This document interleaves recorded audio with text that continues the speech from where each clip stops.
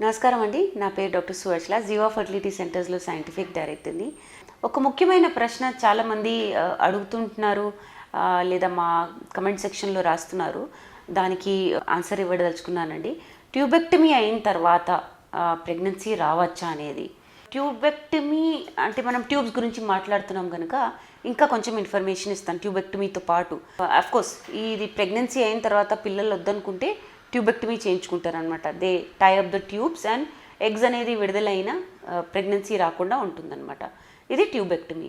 ఇది కాకుండా ట్యూబ్తో సంబంధించిన కొన్ని ప్రాబ్లమ్స్ ఉంటాయి. ఏంటి? ట్యూబుల్ బ్లాకేజ్ ఉండొచ్చు, ట్యూబ్లో లోపల వాతావరణం బాగుండకపోవచ్చు, ట్యూబ్లో లోపల ఎండోమెట్రియోసిస్ ఉండొచ్చు, అలాంటి ప్రాబ్లమ్స్, ఇన్ఫెక్షన్స్ ఉండొచ్చు. అలాంటి ప్రాబ్లమ్స్ వల్ల కూడా ప్రెగ్నెన్సీ రాకుండా ఉంటుందన్నమాట. సో ఈ ప్రాబ్లమ్స్ ఉన్నప్పుడు ప్లస్ ట్యూబెక్టమీ, ముఖ్యంగా ట్యూబెక్టమీ అయిన తర్వాత పిల్లలు పుట్టచ్చా అనేది అడుగుతుంటారు. చాలా కష్టమైన సందర్భాలు చూస్తామండి, వేర్ ట్యూబెక్టమీ అయిన తర్వాత పిల్లలు చచ్చిపోయారని పాపం దంపతులు వస్తుంటారు మా దగ్గర పిల్లల కోసమని. Very very sad situation.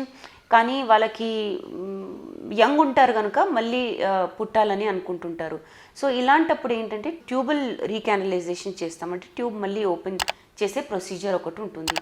అది చేయించుకున్న తర్వాత కూడా ఒక 3-4 months తర్వాత కూడా ప్రెగ్నెన్సీ రాలేదంటే నిరాశ పడకుండా ఐవీఎఫ్ చేయించుకుంటే తప్పకుండా మీకు ప్రెగ్నెన్సీ వచ్చే అవకాశాలు ఉంటాయి అన్నమాట ట్యూబెక్టమీ తర్వాత కూడా.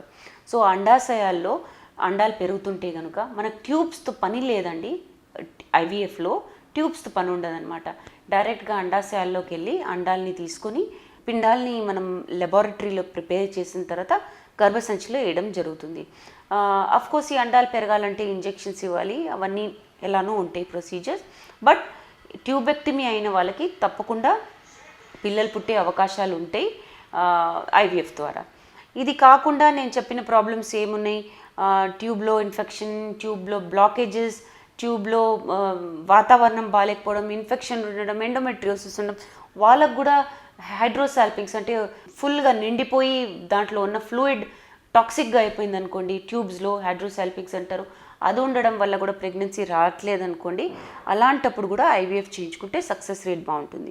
నా ట్యూబుల్ బ్లాక్ ఉన్న వాళ్ళకి, ఇన్ఫెక్షన్లు ఉన్న వాళ్ళకి ఏంటంటే గర్భసంచిలో ప్రాబ్లం ఉండదు కనుక పిండాలు రెడీ చేసి గర్భసంచిలోకి వేస్తే సక్సెస్ రేట్ అనేది బాగుంటుంది.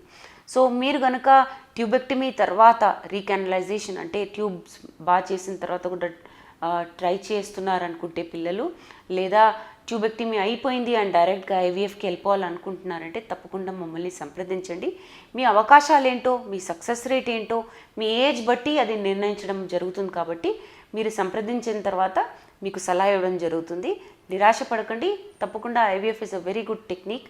సో దీన్ని మీరు వాడండి. అండ్ మీకు ఎలాగా వాడాలి, ఏ ప్రాబ్లమ్స్ ఉన్నా ఏదో ఒక విధంగా ఒక సొల్యూషన్ ఉంటుంది కనుక నాట్ జస్ట్ ఐవీఎఫ్ అయ్యో ఉండొచ్చు, లేదా మీరు సొంతంగా ట్రై చేయడానికి ఉండొచ్చు, చాలా సొల్యూషన్స్ ఉంటాయి కనుక తప్పకుండా సంప్రదించి ఏం సొల్యూషన్ మీకు వర్కౌట్ అవుతుందో అనేది కనుక్కోండి. Thank you.